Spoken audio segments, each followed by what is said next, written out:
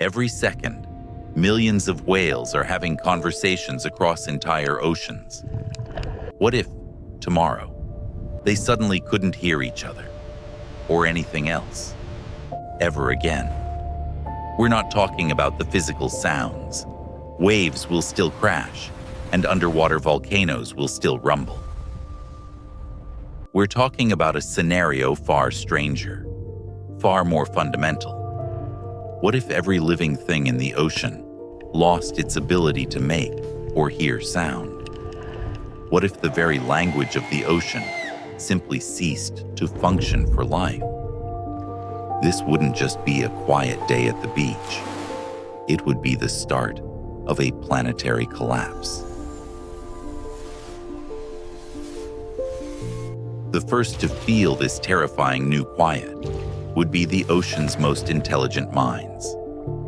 Consider the whales and dolphins.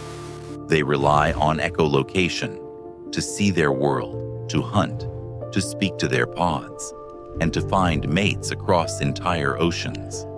Without it, they're suddenly lost in a blinding, silent fog. Imagine a mother whale letting out silent cries that her calf will never hear.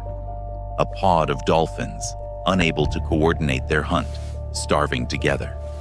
This auditory blindness would be an extinction-level event for them.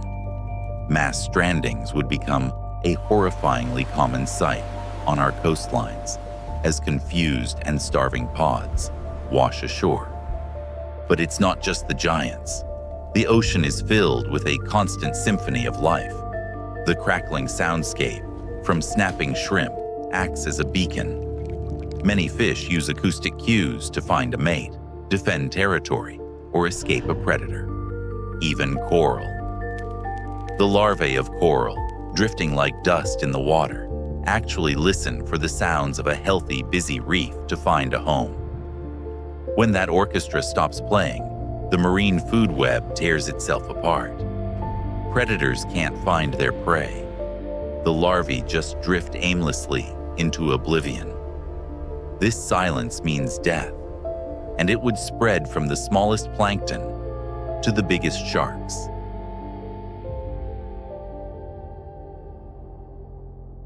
A dying ocean means our planet's life support system is shutting down. Let's start with the air we breathe. Oceanic plankton are responsible for producing about 50% of the oxygen on Earth. In fact, one tiny species called Prochlorococcus is responsible for creating more oxygen than all the tropical rainforests combined. As these microscopic powerhouses die off, our atmosphere's oxygen levels would start to drop. First, breathing at high altitudes would become impossible. Then, it would become difficult on the plains. Each breath would be a greater struggle, the air simply feeling thin and lifeless. At the same time, the ocean is our global thermostat, absorbing around 90% of the excess heat we pump into the atmosphere, while the water itself, as a physical substance, would still absorb heat. The circulatory system and the biological carbon pump would fail. The ocean currents, which act as a massive planetary circulatory system, spreading that heat around, would be disrupted. The biological pump, the process of plankton pulling carbon down to the deep ocean, would stop. The engine of our climate would sputter and seize. This means monstrous, unprecedented storms, fueled by stagnant, superheated water in some areas, and thousand-year droughts in others. The equator would become a scorching hellscape, and the poles would freeze to uninhabitable extremes. Much of the planet would become unlivable. Maria, a fishing boat captain from Oregon, wakes up to find her nets empty. Not just for the day, but forever.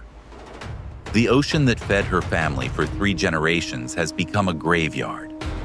This isn't just Maria's story.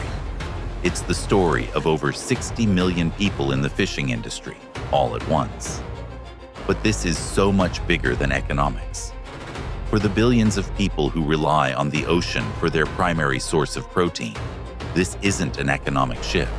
It's mass starvation, beginning at the coasts and creeping inland. The chaos would be swift. Nations could clash over what few food resources remain on land.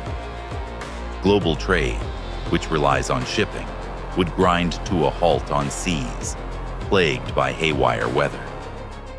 That silence that began in the deep would echo in our own cities.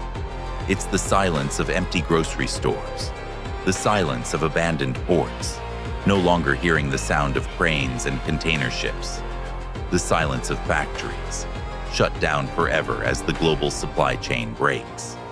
The fall of the ocean would trigger the fall of civilization.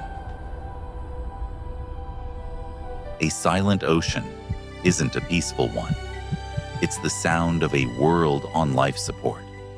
It's the sound of the intricate web of life, the one connecting the tiniest microbe to the largest whale, and all of us to the planet itself, finally breaking.